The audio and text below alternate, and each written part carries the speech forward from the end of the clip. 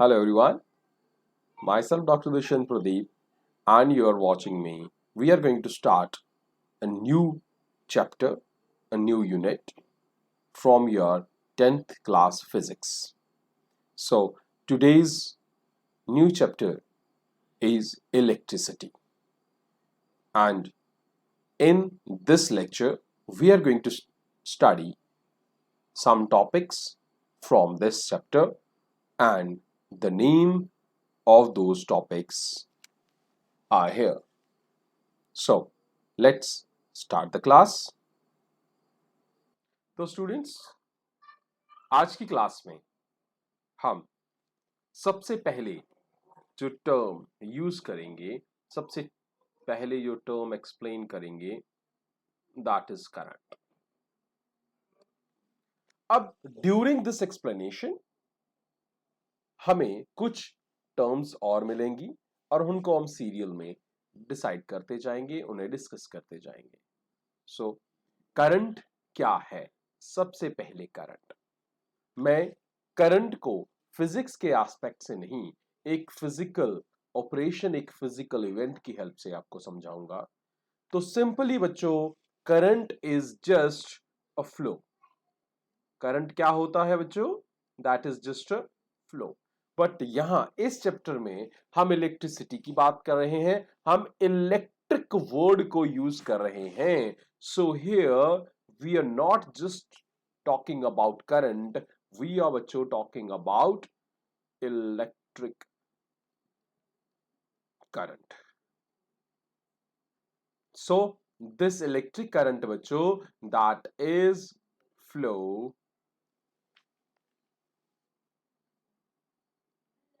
of charge. So बच्चों, अब charge की जब हम बात करें, so सबसे पहले बात आती है चार्ज होता क्या है. तो हम लोगों ने पढ़ा हुआ है कि चार्ज क्या है. So charge is a fundamental, what is it? एक फंडामेंटल प्रॉपर्टी है.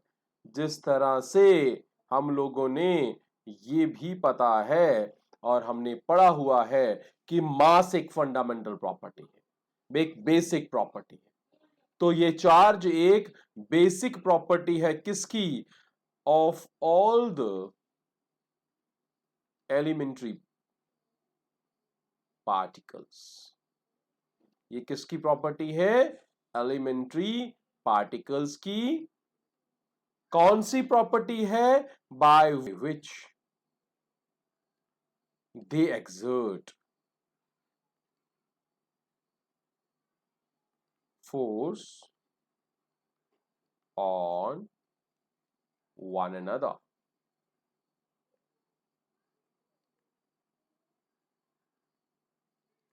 जिसके कारण उनके बीच में क्या लगती है? फोर्स लगती है. ये वो फंडामेंटल प्रॉपर्टी है. और बच्चों, चार्जेस क्या है? हम लोगों ने पढ़ा है charges are of two types. कौन कौन से? Positive and negative. एग्जाम्पल्स क्या है? कौन से पार्टिकल्स का चार्ज पॉजिटिव होता है बच्चों? एलिमेंट्री पार्टिकल कौन सा है जिसका चार्ज पॉजिटिव होता है? एलिमेंट्री पार्टिकल आपका प्रोटॉन है जिसका चार्ज पॉजिटिव है. और एलिमेंट्री पार्टिकल इलेक्ट्रॉन है जिसका चार्ज नेगेटिव होता है. और न्यूट्रल होता है चार्ज, मींस कोई भी चार्ज नहीं होता है किस पे? न्यूट्रॉन्स पे. तो ये समझ आ गया बच्चों. जब इलेक्ट्रिसिटी को स्टडी किया गया था उस समय नेगेटिव इलेक्ट्रॉन के बारे में कोई भी नॉलेज नहीं था. सो उस समय चार्ज को डिफाइन किया गया और इलेक्ट्रिक करंट को डिफाइन किया गया. Current is the flow of positive charge. Positive charge. Done. तो करंट भी जब चार्ज पॉजिटिव हुआ तो फ्लो करने लगी. तो जब हमारे पास इलेक्ट्रॉन्स का फ्लो स्टडी किया तो हमने उसको नाम दे दिया इलेक्ट्रॉनिक करंट. क्योंकि बच्चों चार्ज कितने किस्म का होता है? दो किस्म का होता है। कौन कौन सा? पॉजिटिव और नेगेटिव। जब पॉजिटिव के फ्लो को हमने करंट नाम दे दिया और इसे डिस्टिंग्विश करने के लिए बच्चों इस करंट को कहा गया कन्वेंशनल करंट। क्या कहा गया? Conventional current. तो कन्वेंशनल करंट कौन सी हो गई? जो पॉजिटिव चार्ज के कारण है। और इलेक्ट्रॉनिक करंट कौन सी हो गई? Electronic means due two electrons. Positive और नेगेटिव चार्ज दो आ गए। तो बच्चों अगर आप चेक करते हो तो पॉजिटिव चार्ज जो है उसकी डायरेक्शन अगर एक है तो नेगेटिव चार्ज की डायरेक्शन अपोजिट होगी। तो कन्वेंशनल करंट और इलेक्ट्रॉनिक करंट की डायरेक्शन कैसी होगी? अपोजिट होगी। सो ये था आपके पास।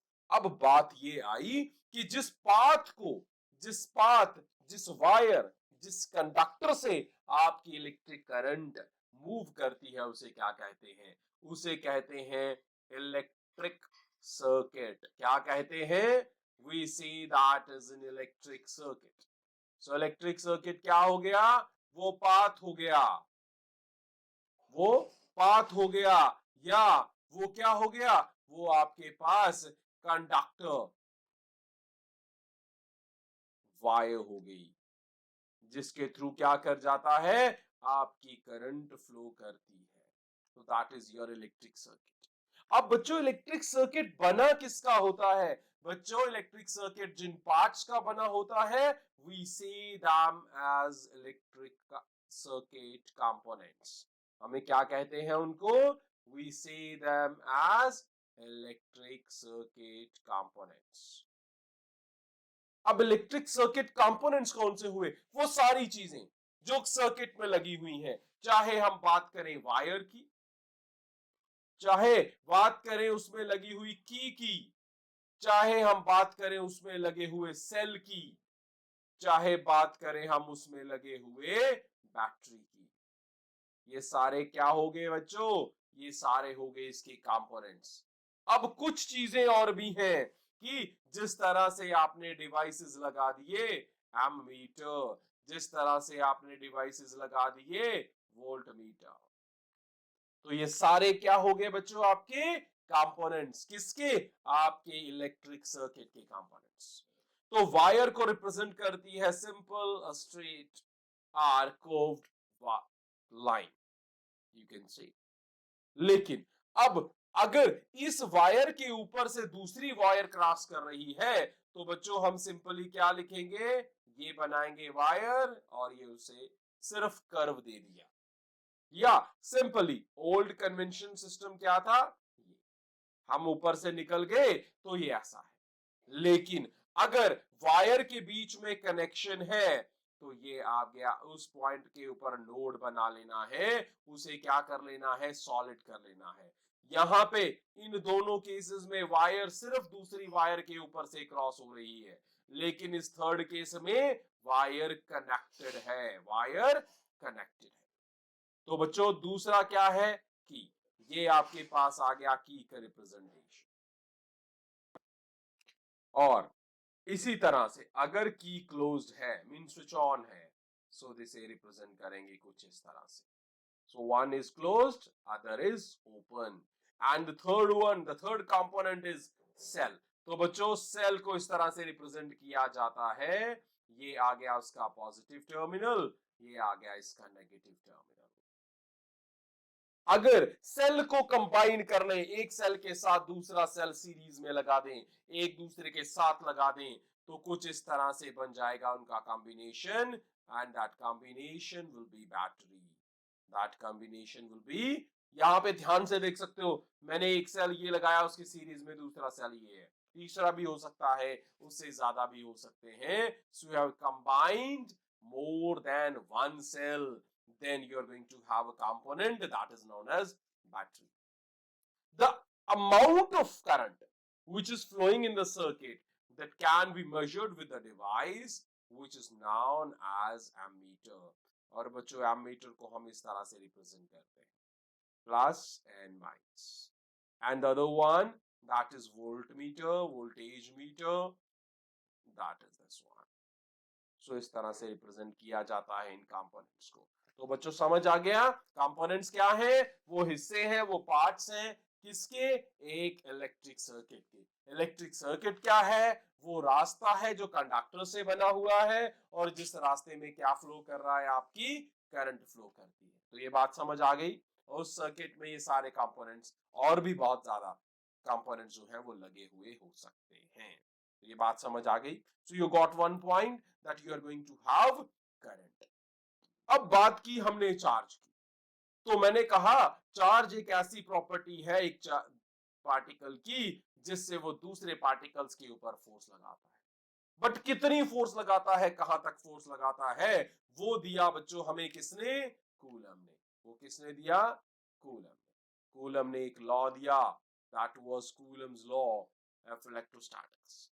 और उसने एक चीज बताई कि हर चार्ज जो है उसके सराउंडिंग में एक ऐसा एरिया है, एक ऐसी स्पेस है, irrespective of that shape, definite shape कोई भी हो सकती है, उस एरिया के अंदर ही वो फोर्स लगाता है। अगर दूसरा पार्टिकल उस एरिया से बाहर चला जाए तो वो पहला पार्टिकल उसके ऊपर कोई भी फोर्स अप्लाई नहीं करेगा। एग्जाम्पल, अगर ये आपका ए पॉइंट है और ये आपका बी पॉइंट है, बच्चों ये बी पॉइंट जो है वो ए के आगे पीछे एक स्पेसिफाइड एरिया से बाहर है जिसे बाउंड्री रिप्रेजेंट कर रही है। अगर वो पार्टिकल बी उस बाउंड्री से बाहर ही रहता है तो बी पॉइंट के ऊपर कोई भी फोर्स नहीं लगेगी। तो बच्चों वो स्पेस, वो एरिया जिसके अंदर जाने से ही फोर्स लगती है, वो क्या हो गया, इलेक्ट्रिक फील्ड हो गया बच्चों। वो क्या हो गया, that will be electric field.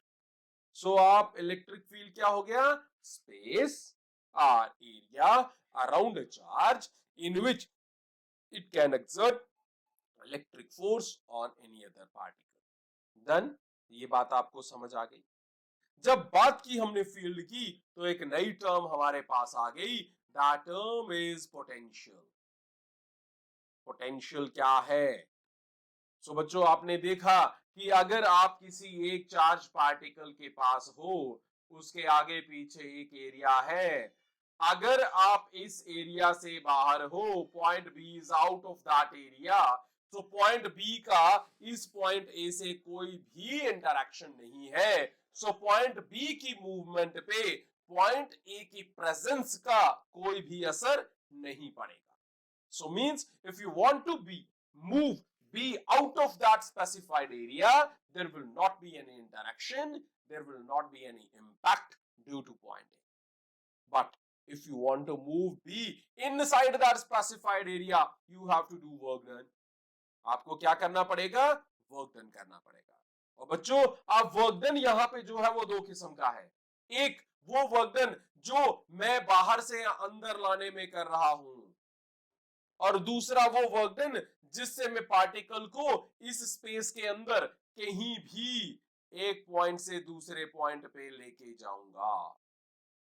क्या हो गया, अब पार्टिकल को मूव तो कर रहे हैं हम, पार्टिकल जिसे मूव कर रहे हैं दैट इज बी, वो बी पार्टिकल है। बी पार्टिकल को मूव करने पे वर्क डन होगा। वर्क डन को मैंने डिवाइड कर दिया दो में। एक पार्ट वो वर्क डन जो तब होगा जब हमें उसे उस इलेक्ट्रिक फील्ड के बाहर से इलेक्ट्रिक फील्ड के अंदर लाएंगे।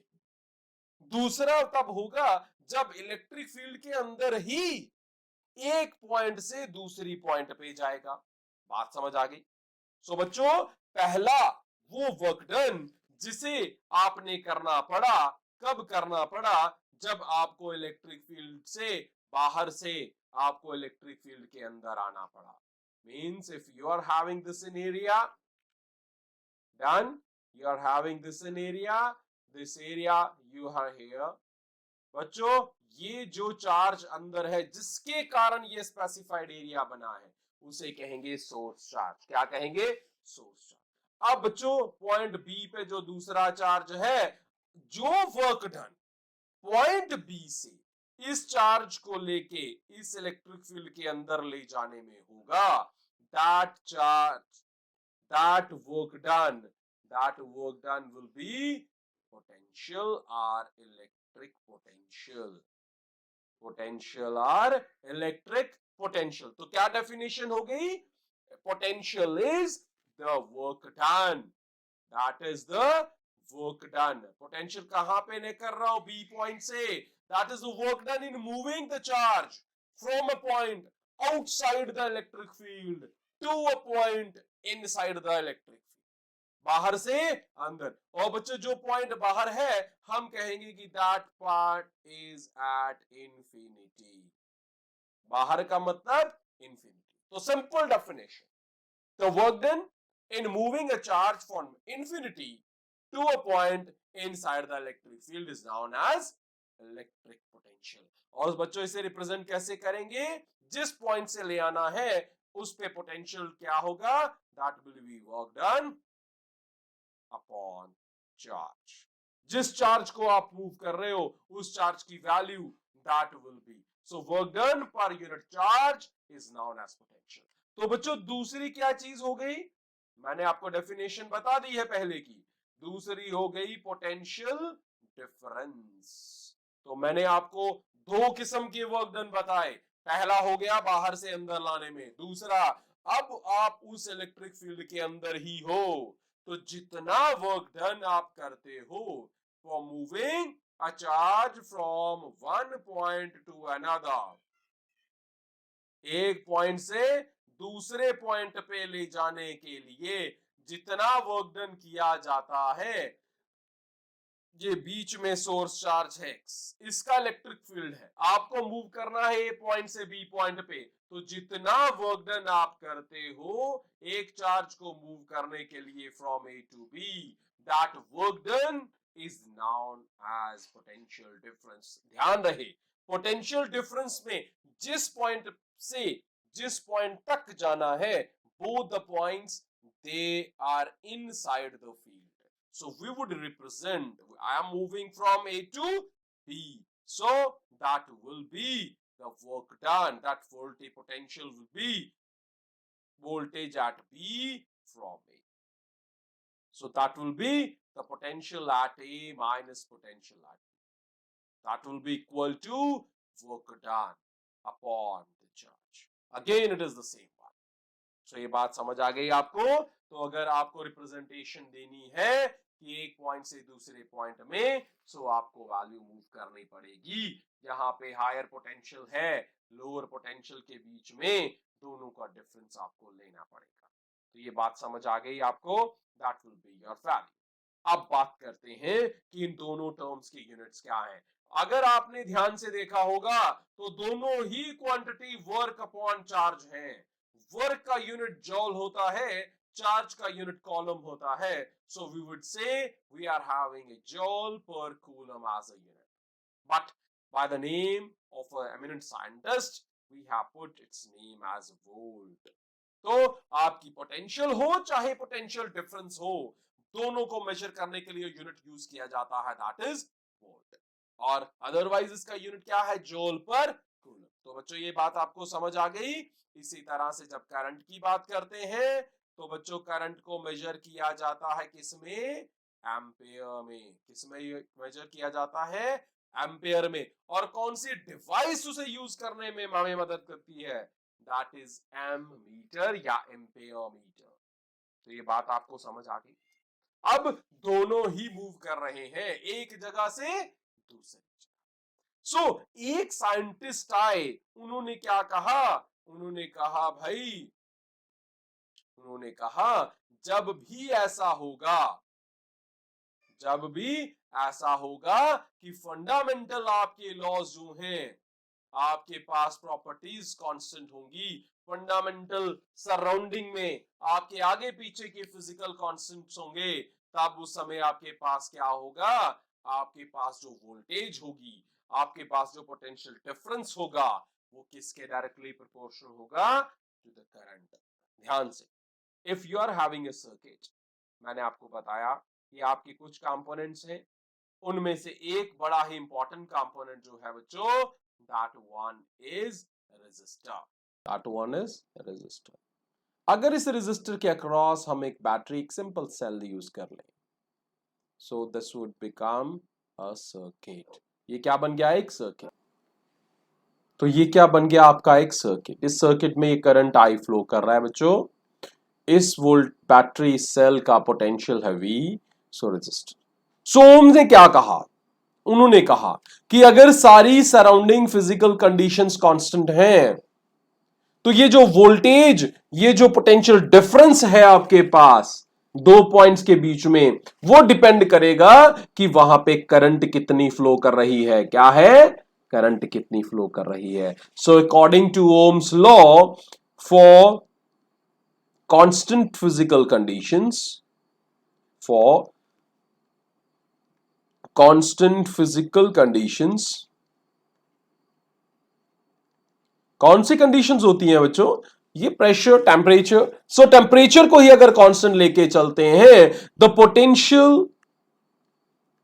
पोटेंशियल डिफरेंस लिख सकते हो आप इसको, पोटेंशियल ड्रॉप लिख सकते हो। The potential difference between two points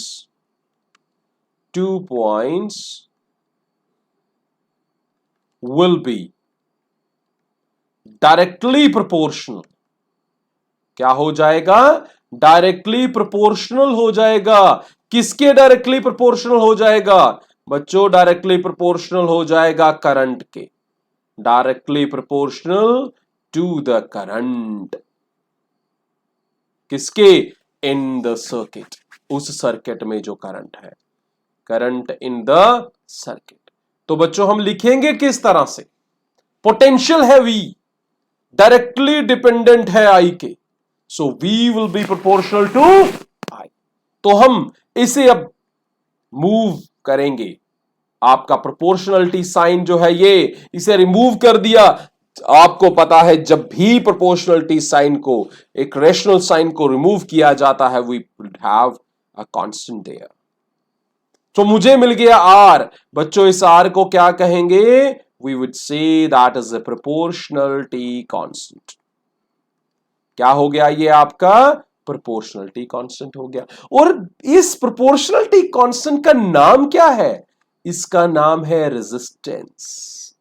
क्या नाम है, रेजिस्टेंस। तो बच्चों रेजिस्टेंस उसी कंडक्टर की प्रॉपर्टी है जिसमें आई फ्लो कर रही है जब हमने V को अप्लाई किया। सो रेजिस्टेंस क्या है, ये रेजिस्टेंस उसकी प्रॉपर्टी है। कौन सी प्रॉपर्टी है, by which is oppose, by which it oppose, किसे अपोज करता है, फ्लो ऑफ करंट को। किसे अपोज करता है, फ्लो ऑफ करंट को अपोज करता है, जिस प्रॉपर्टी के कारण उसे कहते हैं रेजिस्टेंस। और जिस डिवाइस में रेजिस्टेंस होता है, उस कंडक्टर, उस डिवाइस को कहते हैं रेजिस्टर। बात समझ आ गई। सो V हो गया। अब आपके पास क्या हो गया, स्टेटमेंट क्या होगी mathematical, that is V is equal to I R, that is the mathematical statement of this Ohm's law. अब R जो है, जो रेजिस्टेंस जो है बच्चों, इसके यूनिट्स क्या हो गए, इसके यूनिट्स हैं बच्चों ओम, और रिप्रेजेंट करते हैं कुछ इस तरह से। बात समझ आ गई है आपकी। तो ये इस तरह से आप इसे समझा सकते हो। उम्मीद है आपको समझ आया होगा। चलिए देखते हैं। अब ये आपका कांस्टेंट, ये आपका रेजिस्टर, ये डिपेंड किस पे करता है, तो बच्चे नोट कर लीजिए फैक्टर्स कौन से हैं, factors on which R depends. कौन डिपेंड कर रहा है, आर डिपेंड कर रहा है। बच्चों कितने फैक्टर्स पे डिपेंड करता है, 4 फैक्टर्स पे। पहला फैक्टर है उस कंडक्टर की लेंथ, जिस कंडक्टर में आपका चार्ज मूव कर रहा है, उस लेंथ पे डायरेक्टली प्रोपोर्शनल है। क्या है, द डायरेक्टली प्रोपोर्शनल है उस पे। दूसरा है बच्चे उस कंडक्टर का cross sectional area, that is area of cross section, area of cross section. और बच्चों याद रहे, एरिया ऑफ क्रॉस सेक्शन पे इनवर्सली प्रोपोर्शनल है। क्या है, इनवर्सली, 1 बाय कर लेंगे हम, इनवर्सली प्रोपोर्शनल है। मैं सबको याद करवाऊंगा। तीसरा नंबर, थर्ड क्या है, थर्ड है it depends upon the type of conductor, कि कंडक्टर का मटेरियल क्या है, वो किस चीज का बना हुआ है, और लास्ट वन जो physical quantities, that is temperature. बच्चों मैं अब इन्हें कंबाइन करने लगा हूं। सो रेजिस्टेंस पहली कंडीशन के हिसाब से डायरेक्टली प्रोपोर्शनल टू लेंथ, दूसरे के हिसाब से inversely proportional to area, third temperature. But Ohm's law में हमने टेम्परेचर कर दिया कांस्टेंट, तो आइडियल सिचुएशन पे आ गए। और last one is type of material. एक अपरेटस के लिए, एक सर्किट के लिए अगर आप उसे भी कांस्टेंट मान ले, उसे सेम मान ले, तो जो दो फैक्टर्स आपको कंबाइन हो रहे हैं, that is R is proportional to L by A. अब मैं प्रोपोर्शनलिटी हटाऊंगा। जैसे ही प्रोपोर्शनलिटी हटाई, so what would I have? I am going to have equality and the constant. अब ध्यान से देखिएगा बच्चों, ये है rho, RHO, that is rho. अब इस रो को किस तरह से, ये क्या है? ये रो जो है that is specific resistance, that is specific resistance. आप स्पेसिफिक रेजिस्टेंस ले लें। इस स्पेसिफिक रेजिस्टेंस की बात करें तो बच्चे स्पेसिफिक रेजिस्टेंस के यूनिट्स क्या हो गए? स्पेसिफिक रेजिस्टेंस के यूनिट्स हो गए ओम पर मीटर, दैट इज ओम पर मीटर। ऐसे लिखिए या सिंबलिक फॉर्म में लिखिए ओम पर मीटर। सो ये यूनिट्स हो गए। तो चार प्रॉपर्टीज, चार फैक्टर्स कौन से हो गए? Length, area, type of material and your temperature. और उसी को कंबाइन करके we got a specific resistance value. So you are going to have a new expression that is R is equal to rho L by A। अब बच्चों याद रहे हमेशा, ये जो रो है ये सिर्फ टेम्परेचर और टाइप ऑफ मटेरियल पे डिपेंड करता है। रेजिस्टेंस की तरह ये L और A, लेंथ और एरिया ऑफ क्रॉस सेक्शन पे डिपेंड नहीं है। वायर मोटी हो, छोटी हो, पतली हो, कोई फर्क नहीं पड़ता कि स्पेसिफिक रेजिस्टेंस कितना है। स्पेसिफिक रेजिस्टेंस को तब फर्क पड़ता है जब आपका मटेरियल कॉपर से एल्यूमिनियम, एल्यूमिनियम से सिल्वर हो जाए, अदरवाइज उसे कोई फर्क नहीं पड़ता है। तो बच्चों ये समझ आ गया? वेरी गुड बच्चों। स्टूडेंट्स उम्मीद है आपको ये चैप्टर समझ आया होगा। So thanks for watching, enjoy physics, be with me, see you in the next lecture.